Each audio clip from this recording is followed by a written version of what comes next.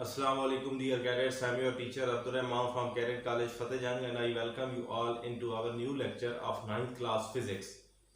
Dear cadets, lecture शुरू करने से पहले आपके लिए एक इंतहाई इंपॉर्टेंट मैसेज वो ये है कि आपकी टेस्ट सीरीज का आगाज होने जा रहा है हमारे पास 20 जुलाई से 25 जुलाई 2020 तक। डियर कैडेट्स, इस टेस्ट सीरीज के अंदर आपका फिजिक्स का टेस्ट भी शामिल होगा और फिजिक्स के टेस्ट का जो सिलेबस है वो आपके पास है यूनिट नंबर 2 काइनेमेटिक्स, जिसके अंदर तमाम शॉर्ट क्वेश्चन और लॉन्ग क्वेश्चन जो पिछले एक महीने से मैंने आपको वीडियो लेक्चर्स के अंदर सॉल्व कराए हैं वो सारे शामिल होंगे। आपके तमाम न्यूमेरिकल प्रॉब्लम्स शामिल होंगे और आपकी तमाम एग्जांपल्स भी शामिल होंगी। डियर कैडेट्स, ये सारी चीजें हम कवर कर चुके हैं। इसके साथ साथ एमसीक्यूज जो एक्सरसाइज के एंड में मौजूद हैं वो भी मैंने आपको सारे कवर करा दिए हैं, वो भी इस पेपर का हिस्सा होंगे। डियर कैडेट्स, ये पेपर आपका 20 मार्क्स का होगा और ये आपको गूगल क्लासरूम के अंदर अपलोड किया हुआ मिलेगा। और उसके कुछ वो कैडेट्स जिनको गूगल क्लासरूम में प्रॉब्लम आती है नेटवर्क इशू की वजह से, उनको ये व्हाट्सएप पे कर दिया जाएगा। डियर कैडेट्स, ये पेपर आपको मिलेगा 10:15 पे और ये पेपर आपने रिटर्न करना होगा 11 बजे या 11 बजे से 2-4 मिनट ऊपर भी हो जाए तो आप रिटर्न कर सकते हैं। डियर कैडेट्स, जिस चीज का आपने ख्याल रखना है वो ये कि आपने इस पेपर की साफ सुथरी पिक्चर्स लेनी है, बहुत ही क्लियर पिक्चर्स लेनी है। वो आप पिक्चर भी हमें भेज सकते हैं या उसे पीडीएफ फॉर्म में भी कैम स्कैनर के जरिए कन्वर्ट कर सकते हैं। एक और चीज जिसका आपने बहुत ही लाजमी ख्याल रखना है वो ये है कि आपने हर पेज के ऊपर पेज नंबर जरूर लिखना है। डियर कैडेट्स, मैं फिर बताता चलूं कि आपकी टेस्ट सीरीज का आगाज होने जा रहा है 20 से 25 जुलाई तक, जिसके अंदर आपका फिजिक्स का यूनिट नंबर 2 शामिल होगा। यूनिट नंबर 2 कंप्लीटली शामिल होगा, उसमें कोई चीज भी मिस नहीं करनी। इवन वो जो साइड पे एमसीक्यूज लिखे हुए थे जो मैंने आपको लेक्चर के अंदर बता रखे हैं वो चीजें भी आपने कवर करनी है। तो डियर कैडेट्स, आप एक दफा पहले भी टेस्ट सीरीज दे चुके हैं, यह आपके लिए नई नहीं है। आपने बल्कि ज्यादा अच्छे तरीके से इस दफा अपने पेपर्स हमें वापस टाइम पे सबमिट करने हैं और बहुत अच्छे तरीके से इन तमाम टेस्ट की तैयारी करनी है। चलते हैं हम अपने लेक्चर की जानिब।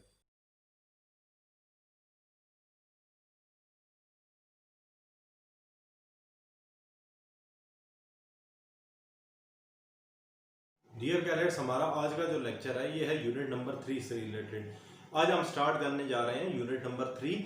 अगर मैं थोड़ा सा बेसिक में बात करूं तो हमने सबसे पहले पढ़ा मोशन, हरकत किसी भी चीज की।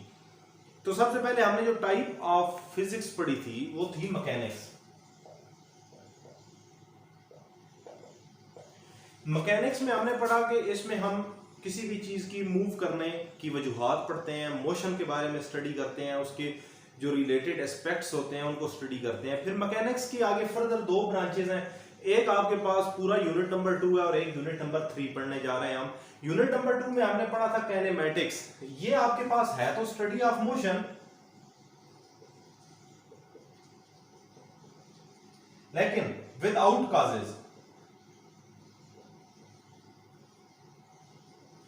इसमें आप वजूहात नहीं पढ़ते थे। हमने मोशन तो पढ़ ली कि सर्कुलर मोशन हो रही है, रोटेटरी मोशन हो रही है, वाइब्रेटरी मोशन हो रही है, रैंडम मोशन हो रही है, लीनियर हो रही है, बहुत सारी टाइप्स हमने पढ़ी, लेकिन उसमें हमने कॉजेज नहीं पढ़ी कि भाई क्यों हो रही है या कौन सी ऐसी चीज है जो उसको मूव करा रही है।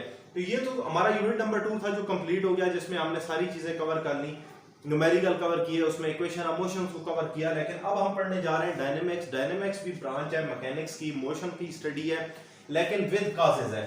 स्टडी ऑफ मोशन, मूवमेंट को हम स्टडी करते हैं लेकिन विद कॉजेज। तो कॉजेज वजूहात को कहते हैं कि भाई कोई चीज मूव कर रही है तो वो क्यों मूव कर रही है, उसके पीछे कौन सी ऐसी चीजें हैं जो उसको मूव करा रही हैं। तो जब भी मैं कोई चीज मूव करती देखूं तो मुझे पता है कि उसके पीछे एक फोर्स है जो उसको मूव करा रही है। तो कॉजेज में क्या चीज आ गई, फोर्स आ गई, इनर्शिया आ जाएगा, मोमेंटम आ जाएगा। तो इस तरीके से हमने बहुत सारी जब कॉजेज हम पढ़ने शुरू कर देते हैं तो वो आपके पास होती है डायनेमिक्स। तो dynamic is the study of motion with causes and kinematic is the study of motion without causes होता है। तो डियर कैडेट्स, ये तो हमारे पास डायनेमिक्स है। तो डायनेमिक्स में फिर हमारे पास आगे फोर्स आएगा, इनर्शिया आएगा, मोमेंटम आएगा। अगर हम बात करें फोर्स की तो जब हम फुटबॉल को किक करते हैं तो हमारे पाँव ने उस फुटबॉल पे फोर्स लगाई। अब जब मैंने फोर्स लगा दी मेरे पाँव ने, तो बॉल उसी डायरेक्शन में मूव करना शुरू कर देता है जिस डायरेक्शन में मैंने फोर्स लगाई थी। मैं दरवाजा पकड़ता हूं, मैं दरवाजे को खोलता हूं, मेरा हाथ जिस तरफ फोर्स लगा रहा है दरवाजा उस तरफ मूव कर रहा है। तो फोर्स चीज को मूव कराती है उस डायरेक्शन में जिस डायरेक्शन में फोर्स लग रही होती है। तो फोर्स के बारे में हम पढ़ेंगे, हम इनर्शिया पढ़ेंगे कि इनर्शिया वो प्रॉपर्टी होती है अगर कोई चीज मूव कर रही है तो वो मूव करती रहती है। तो इसको मजीद डिटेल से पढ़ते हैं। तो चलिए कैडेट्स, आप अपनी बुक्स जो है वो खोल लें। पेज नंबर 57 है और 57 पे सबसे पहले हमारे पास आ जाता है फोर्स। डियर कैडेट्स, अब हमने पढ़ना है फोर्स के बारे में। तो सबसे पहले अगर हम फोर्स की डेफिनेशन को देखें, अ फोर्स मूव्स, फोर्स हमारे पास मूव कराती है। Or tends to move, stop, or tends to stop, कि फोर्स हमारे पास किसी भी चीज़ को हरकत देती है या हरकत करती हुई चीज़ को रोक देती है। The force can also change the direction of motion of body, और उसके साथ साथ फोर्स और क्या कर सकती है, फोर्स किसी भी मूव करने वाली चीज़ या मूव करने के अलावा अगर कोई खड़ी हुई चीज़ है तो उसकी डायरेक्शन का मतलब है सिमत तब्दील कर सकती है। What happens when you press a balloon, क्या होता है जब हम बलून को प्रेस करते हैं। तो हम बलून को जब प्रेस करते हैं तो आपको इलास्टिसिटी की वजह से, लचक की वजह से बलून की शेप चेंज होती हुई नज़र आती है। You can put an apple with a knife by pushing it sharp edge into the apple. You can cut an apple, आप किसी भी सेब को काट सकते हैं विद अ नाइफ, किसी भी छुरी चाकू के साथ। बाय पुशिंग इट, दबा के, it's sharp edge into the apple. तो हम जब फोर्स लगाते हैं किसी भी नाइफ के ऊपर तो वो नाइफ क्या करता है, उसका जो शार्प एज होता है वो एप्पल के अंदर चला जाता है। Thus a force can also change the shape और size of body on which it acts. तो फोर्स जो है वो किसी भी चीज़ की शेप और साइज़ को तब्दील कर सकती है। अभी आपको नज़र आ रहा है कि फोर्स जो है वो बाल एक पड़ा है उसको मूव करा सकती है, या फिर आप फोर्स लगाएं तो मूव करती हुई चीज़ को रोक सकते हैं। आप किसी भी चीज़ की डायरेक्शन चेंज कर सकते हैं, किसी चीज़ की स्पीड बढ़ा सकते हैं, या किसी चीज़ की शेप को तब्दील कर सकते हैं, डीफॉर्म कर सकते हैं। उसके बाद डियर कैडेट्स हम पढ़ते हैं inertia. Galileo observe that it is easy to move और to stop light object than heavier one. Galileo हमारे पास पहला साइंटिस्ट था जिसने ये मुशाहिदा किया कि it is easy to move, कि हरकत देना आसान है, और टू स्टॉप या रोकना लाइट ऑब्जेक्ट, हल्की चीज़ों को, दैन हेवियर वन, भारी की निस्बत। Heavier objects are difficult to move, भारी चीज़ें बहुत मुश्किल होती हैं हरकत देना। आर इफ़ मूविंग, और अगर हरकत कर रही हों, दैन डिफ़िकल्ट टू स्टॉप, और उनको रोकना मुश्किल होता है। न्यूटन कंक्लूडेड दैट, उसके बाद फिर न्यूटन ने क्या रिज़ल्ट निकाला, क्या नतीजा निकाला, दैट एवरी बॉडी रेजिस्ट, कि हर चीज़ कोशिश करती है, टू चेंज, कि वो तब्दील करे, in it state of rest, अपनी जो रेस्ट की हालत है उसको तब्दील करना चाहेगी। रेजिस्ट का मतलब होता है वो नहीं चाहती, मुखालफत करती है। तो कोई चीज़ जिस स्टेट में होती है उसी में रहना चाहती है, अपनी स्टेट को तब्दील करना नहीं चाहती। ही कॉल्ड दिस प्रॉपर्टी, उसने इस खुशियत को क्या नाम दिया, ऑफ मैटर, मादे की इस खुशियत को उसने इनर्शिया का नाम दिया। इनर्शिया आपके पास वो प्रॉपर्टी होती है जिसमें कोई चीज़ भी रेजिस्ट करती है, मुखालफत करती है कि उसकी हालत में तब्दीली ना लाई जाए। अगर वो खड़ी है तो वो खड़ी रहे, अगर वो चल रही है तो वो चलती रहे। He related the inertia of body with its mass, तो न्यूटन ने क्या किया, रिलेट किया, तल्लुक बनाया। किस चीज़ का तल्लुक बनाया, मैस का। किसके साथ, इनर्शिया के साथ। इनर्शिया वो प्रॉपर्टी है जिसमें चीज़ अपनी हालत नहीं बदलना चाहती, तो मैस का इनर्शिया के साथ तल्लुक बनाया। ग्रेटर इज़ द मैस, जितना ज़्यादा वज़न होगा ऑफ अ बॉडी किसी भी चीज़ का, ग्रेटर इज़ इट्स इनर्शिया, तो उसके पास उतना ज़्यादा इनर्शिया होगा, उसके पास उतनी ज़्यादा ताकत होगी अपनी उसी हालत में रहने की। अगर कोई ट्रक चलता हुआ आ रहा है तो आप उसे रोकना चाहें तो आप नहीं रोक सकते, क्यों, क्योंकि उसका मैस बहुत ज़्यादा है। लेकिन एक छोटा बाल बेशक तेज़ चलता हुआ आ रहा है, उसे आप रोकना चाहें आप रोक सकते हैं, क्योंकि उसके अंदर इनर्शिया की जो प्रॉपर्टी है वो कम है। तो जितना ज़्यादा मैस उतना ज़्यादा इनर्शिया, जितना कम मैस उतना ही कम इनर्शिया। अब इनर्शिया की डेफिनीशन को अगर हम स्टडी करें तो inertia of a body is its property due to which it resist any change in its state of rest or motion. Inertia आपके पास किसी भी बॉडी की वो खसूसियत होती है जिसकी वजह से वो कोई भी तब्दीली जो है नहीं चाहती, वो मुखालफत करती है एनी चेंज, कोई भी अगर आप तब्दीली लाना चाहें in it state of rest, उसकी खड़ी हालत में, और मोशन या चलती हुई हालत में। डियर कैरियर्स, ये था हमारे पास इनर्शिया। इनर्शिया के बाद अब हम मूव करते हैं मोमेंटम। मोमेंटम क्या होता है? अब bullet has a very small inertia. Bullet चूँकि बहुत छोटा होता है तो उसका इनर्शिया कम होना चाहिए, और होता भी कम है due to its small mass, उसके कम वज़न की वजह से। But why does it impact is so strong when it is fired from the gun.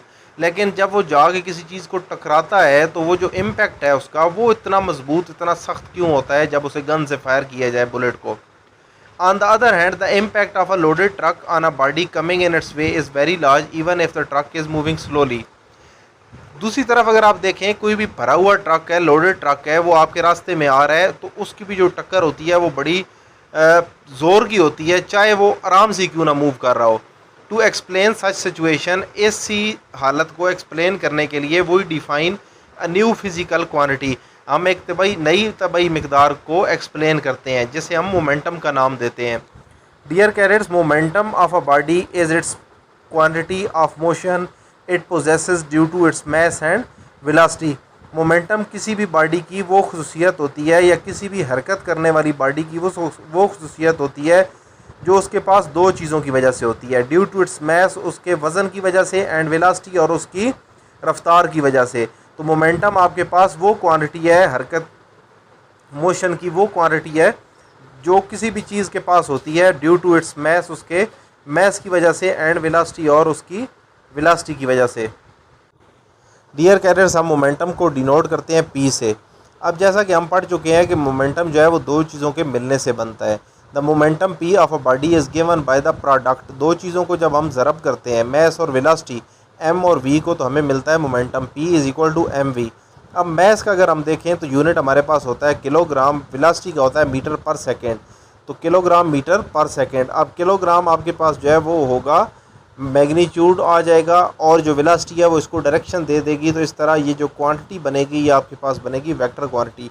तो सबसे पहले इसकी डेफिनेशन लिखनी है, उसके बाद इसका फार्मूला लिखना है, फिर क्वांटिटी की हेडिंग देनी है, और उसके बाद आपके पास आ जाएगा यूनिट। इसके बाद डियर कैरियर्स, हम मूव करते हैं न्यूटन्स लॉ ऑफ मोशन की तरफ। डियर कैरियर्स, हमने स्टडी किया फोर्स को, हमने फोर्स का यूनिट स्टडी किया, उसके बाद हमने इनर्शिया पढ़ा, इनर्शिया का जो ताल्लुक है मैस के साथ वो हमने उसको स्टडी किया, उसके अलावा मोमेंटम को स्टडी किया, इसकी मैथमेटिकल फॉर्म को स्टडी किया, और उसके साथ साथ हमने इसके यूनिट को भी पढ़ा। अब हम पढ़ने जा रहे हैं Newton's law of motion. Newton के जो हरकत के कानून है उनको स्टडी करना है। जी, हमारे पास तीन कानून है, फर्स्ट लॉ है, सेकंड लॉ है, थर्ड लॉ है। हमारे पास फर्स्ट लॉ की कोई मैथमेटिकल फॉर्म नहीं है, ना ही थर्ड लॉ की, जबकि सेकंड लॉ की एक मैथमेटिकल फॉर्म है, F is equal to ma। तो ये तीनों जो लॉज हैं हम डिटेल से स्टडी करेंगे, इनकी एग्जांपल स्टडी करेंगे, और अगर एक जो लॉ है उसकी मैथमेटिकल फॉर्म है तो उसको भी हमने साथ ही इसके स्टडी करना है। डियर कैडेट्स, हम पढ़ते हैं Newton's law of motion. Newton was the first to formulate the laws of motion known as Newton laws of motion. कि न्यूटन पहला आदमी था जिसने हमारे पास हरकत के कानून मुतारिफ कराए, कानून बनाए। उसके बाद हम अगर साइड पे देखें बुक पे, तो हमारे पास नेट फोर्स की एक डेफिनेशन आ रही है कि net force is the resultant of all the forces acting on a body. कि नेट फोर्स हमारे पास मजमुआ होता है तमाम फोर्सेस का जो किसी बॉडी पर लग रही होती हैं। और इसके बाद अब हम पढ़ते हैं Newton's first law of motion. First law of motion deals with the body which are either at rest or moving with uniform speed in a straight line. First law of motion के हरकत का पहला कानून deals with the body, उन bodies, उन अजसाम के बारे में है which are either at rest, जो खड़ी हैं, और मूविंग या हरकत कर रही हैं विद यूनिफॉर्म स्पीड, एक ही रफ्तार के साथ। और शर्त क्या है? इन अ स्ट्रेट लाइन, बिल्कुल सीधे रास्ते में। According to the Newton first law of motion, Newton के हरकत के पहले कानून के मुताबिक, a body at rest remains at rest, वो बॉडी जो खड़ी होती है, रिमेन्स एट रेस्ट, वो खड़ी ही रहती है, provided no net force act on it, लेकिन उसके ऊपर अगर कोई फोर्स भी अमल ना कर रही हो। This part of the law is true as we observe that object do not move by themselves unless someone move them. This part of law, इस कानून का ये हिस्सा इज़ ट्रू, ये हमें सच लगता है, एज वी ऑब्जर्व, जैसा कि हम मुशाहिदा करते हैं, that objects do not move by themselves, की चीज़ें अपने आप हरकत नहीं करती, अनलेस समवन मूव देम, उस वक्त तक जब तक कोई आके उन्हें हरकत ना कराए। फॉर एग्ज़ाम्पल, मिसाल के तौर पर, a book lying on a table, वो किताब जो किसी मेज़ के ऊपर पड़ी होती है, रिमेन्स एट रेस्ट, वो रेस्ट में रहती है, as long as no net force act on it, उस वक्त तक जब तक उसके ऊपर कोई फोर्स अमल ना करे। Similarly, a moving object does not stop moving by itself, और हरकत करने वाली चीज़ भी खुद ब खुद नहीं रुकती। A ball rolled on a rough ground stop earlier than that rolled on a smooth ground. अब ball rolled on a rough ground के ऊपर जो बॉल फेंकें वो पहले रुक जाती है स्मूथ ग्राउंड पे जो बॉल रोल हो रही हो उसकी निस्बत। इट इज़ बिकॉज, इसकी वजह क्या है, rough surface offer great friction, क्योंकि रफ़ सरफेस पे जो रगड़ की फ़ोर्स होती है वो ज़्यादा होती है। If there would be no force to oppose the motion of a body, अगर कोई भी फोर्स ना लग रही होती उस चीज़ की हरकत को रोकने के लिए, then moving body would never stop, तो हरकत करने वाली बॉडी कभी भी ना रुकती। इसी वजह से Newton first law of motion state that, Newton first law of motion हमें बताता है, क्या बताता है, a body continues it's state of rest और यूनिफॉर्म मोशन, बॉडी अगर रेस्ट की हालत में है तो वो उसी को कंटिन्यू करती है, मतलब वो रेस्ट में ही रहती है या रहना चाहती है। और अगर यूनिफॉर्म मोशन हो स्ट्रेट लाइन में तो वो फिर मोशन में ही रहना चाहेगी, provided no net force act on it, उस वक्त तक जब तक उसके ऊपर कोई भी फोर्स अमल ना करे। Since Newton first law of motion deals with the inertial property of matter, अब ये जो कानून हमने पढ़ा ये तो इनर्शिया के कानून से मिलता जुलता है, मैटर की उसी प्रॉपर्टी को, इनर्शिया वाली प्रॉपर्टी को ही दोहरा रहा है। Therefore Newton first law of motion is also known as law of inertia, इसी वजह से न्यूटन के पहले कानून को लॉ ऑफ इनर्शिया भी कहते हैं। We have observe that passenger standing in a bus falls forward when a driver applies brake, हम ये देख चुके हैं कि जो पैसेंजर बस के अंदर खड़े होते हैं वो आगे की तरफ गिरते हैं जैसे ही ड्राइवर ब्रेक लगाता है। इट इज़ बिकॉज, ये इस वजह से, upper part of their body tends to continue their motion, body का ऊपर वाला हिस्सा अपनी मोशन जारी रखता है आगे की तरफ, while lower part of their body, जबकि पाँव और टांगों वाला हिस्सा इन कंटैक्ट विद द बस, चूँकि वो बस के साथ जुड़ा होता है, स्टॉप विद इट, वो फ्रिक्शन की वजह से नहीं जाता आगे, वो बस के साथ रुक जाता है, हेंस दे फॉल फॉरवर्ड, इस वजह से वो आगे की तरफ गिर जाते हैं।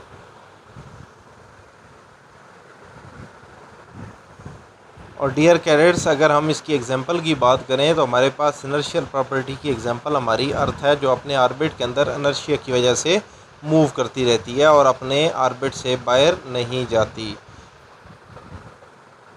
डियर कैडेट्स, फर्स्ट लॉ को स्टडी करने के बाद अब हम मूव करते हैं सेकंड लॉ की तरफ। जैसा कि हमने पढ़ा कि फर्स्ट लॉ आपके पास जो है वो लॉ ऑफ इनर्शिया भी कहलाता है, उसके अंदर इनर्शियल प्रॉपर्टी और फिर इनर्शियल प्रॉपर्टी की एग्जांपल हमने पढ़ी।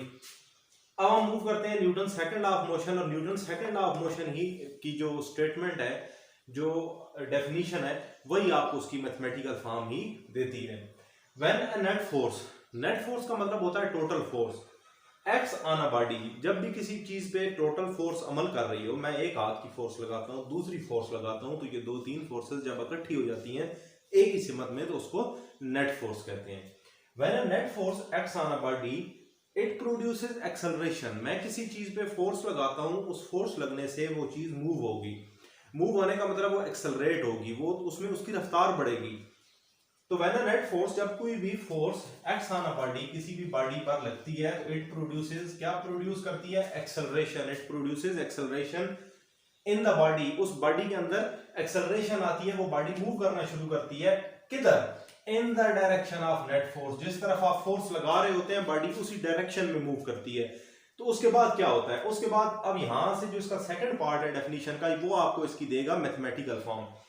The magnitude of this acceleration, ये जो आपके पास हुजम है, एक्सेलरेशन कितनी होगी, थोड़ी सी होगी, बहुत ज्यादा होगी, इसको कहते हैं मैग्नीट्यूड, कि यकदम चीज चल पड़ी और बहुत तेज चल पड़ी तो ज्यादा मैग्नीट्यूड, थोड़ी चली तो थोड़ा magnitude. The magnitude of this acceleration is directly proportional to the net force, क्या चीज बताई गई, magnitude of this acceleration, acceleration क्या है, डायरेक्टली प्रोपोर्शनल है, किसके, टू द फोर्स। तो हम कर लेते हैं कि फोर्स हमारे पास क्या है, डायरेक्टली प्रोपोर्शनल है एक्सेलरेशन के, दो चीजें हो गई, एंड इनवर्सली प्रोपोर्शनल, और यही एक्सेलरेशन इनवर्सली प्रोपोर्शनल है किसके, मैस के। तो आपके पास acceleration is inversely proportional with mass. अब अगर हम देखें कि आपके पास एक तरफ भी एक्सेलरेशन, एक तरफ भी, इधर भी एक्सेलरेशन, इस इक्वेशन को फ्लिप कर लें, इसको आप इस तरह भी देख सकते हैं अपनी आसानी के लिए, acceleration is directly proportional with F. अब आप देखें तो दोनों जो इसकी लेफ्ट हैंड साइड है वो सेम हो गई हैं, तो दोनों लेफ्ट हैंड साइड में से एक कॉमन ले लेते हैं एक्सेलरेशन और दूसरी साइडों को कर देते हैं कंबाइन करेंगे। एक हमने एक्सेलरेशन ले ली दोनों साइडों से, एक हमने प्रोपोर्शन का साइन कॉमन ले लिया, आगे एक आपके पास f है और f के साथ आपके पास 1/m है। अब आपके पास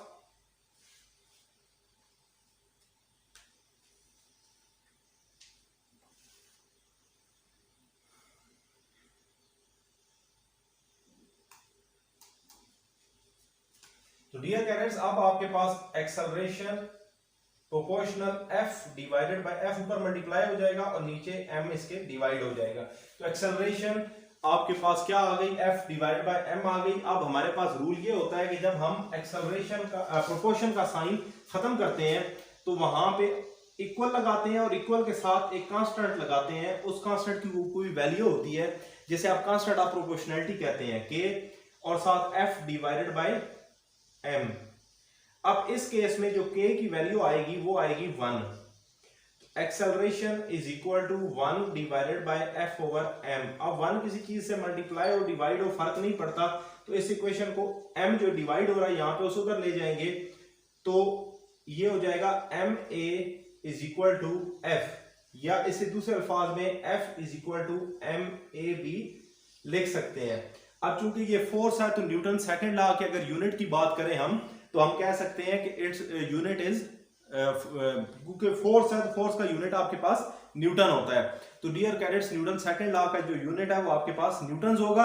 अब इस न्यूटन की भी डेफिनेशन हो सकती है, तो वो डेफिनेशन आप करते हैं।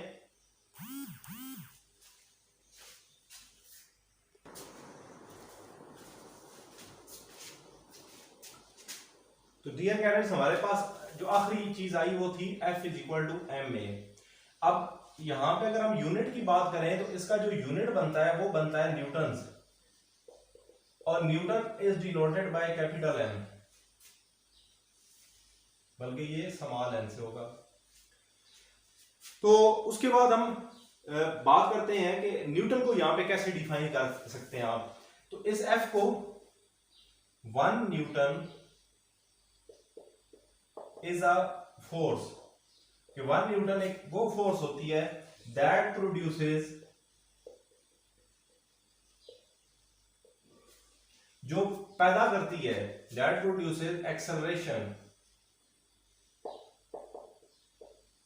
कितनी एक्सेलरेशन, a के साथ कुछ ना हो तो 1 होता है, प्रोड्यूस एक्सेलरेशन ऑफ 1 मीटर पर सेकंड स्क्वायर, और साथ m मैस होता है, that produces acceleration of 1 meter per second square in a body of 1 kg mass।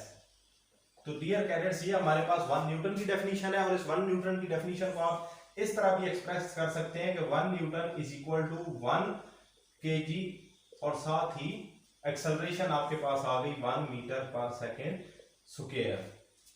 तो ये आपके पास न्यूटन की डेफिनेशन हो सकती है। अब हम मूव करते हैं अपने थर्ड लॉ की तरफ। उसके बाद हम न्यूटन्स थर्ड लॉ की बात करते हैं। Newton's third law of motion deal with the reaction of a body when a force act on it.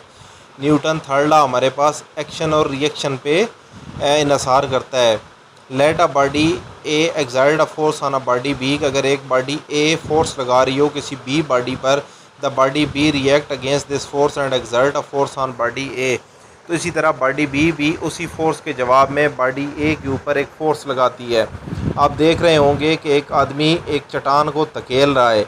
Action क्या है, man exact force on rock, कि एक आदमी इस चट्टान के ऊपर फोर्स लगा रहा है, और उसके रिएक्शन में rock exert force on man. तो जो चट्टान है वो उस आदमी के ऊपर फोर्स लगा रही है। और फिर एक एक्शन क्या हो रहा है, man exert force on ground, पाँव का जोर लगा के बंदा एक्शन क्या कर रहा है, ज़मीन के ऊपर फोर्स लगा रहा है, और ज़मीन उसके जवाब में रिएक्शन क्या दे रही है, एक्सर्ट फोर्स। ज़मीन उसके जवाब में एक फोर्स हमारे पास लगा रही है उस आदमी के ऊपर। तो जो न्यूटन थर्ड लॉ है ये एक्शन और रिएक्शन से रिलेटेड है। The force exerted by body A, जो बॉडी ए ने फोर्स लगाई बी के ऊपर, इज़ कॉल्ड एक्शन फोर्स, वो आपके पास एक्शन फोर्स कहलाती है। Whereas force exerted by body B on A, जो बी ने ए के ऊपर लगाई उसे रिएक्शन फोर्स। पहली जो चीज़ फोर्स लगाती है वो एक्शन, और उसके जवाब में दूसरी चीज़ जो उस पर फोर्स लगाए वो रिएक्शन। तो न्यूटन्स थर्ड लॉ क्या है? टू एवरी एक्शन, हर एक्शन का, देयर इज़ ऑलवेज, हमेशा होता है, एन इक्वल, बिल्कुल बराबर, बट अपोजिट रिएक्शन, लेकिन उसके अपोजिट एक रिएक्शन मौजूद होता है हर एक्शन का। अगर आप देखें तो एक आदमी कश्ती के ऊपर खड़ा हुआ कोई भी चीज़ थ्रो कर रहा है आगे की तरफ, ये हो रहा है एक्शन। उसके जवाब में कश्ती किस तरफ जाएगी? पीछे की तरफ, ये उसका होगा डियर कैडेट्स रिएक्शन। तो हर एक्शन का एक रिएक्शन होता है। तो डियर कैडेट्स, जैसे कि हमारे पास एक दीवार है, दीवार पे हमने बॉल को थ्रो किया, बॉल को थ्रो करना एक्शन होता है, और जब बॉल जाकर दीवार के साथ टकराई, दीवार ने उस बॉल को वापस फेंक दिया, तो ये आपके पास दीवार का होता है रिएक्शन। एक्शन और रिएक्शन आपके पास मैग्नीट्यूड में दोनों सेम होते हैं, लेकिन डायरेक्शन में देखें तो अपोजिट है। अपोजिट कैसे? कि आपने बॉल को उस तरफ थ्रो किया था, बॉल ने रिएक्शन उसके एग्जैक्टली अपोजिट रिएक्शन दिया। तो डियर कैडेट्स, ये था हमारा थर्ड लॉ। डियर कैडेट्स, आज का लेक्चर बस इतना ही। मिलते हैं इंशाल्लाह नेक्स्ट लेक्चर के साथ, तब तक अल्लाह हाफिज।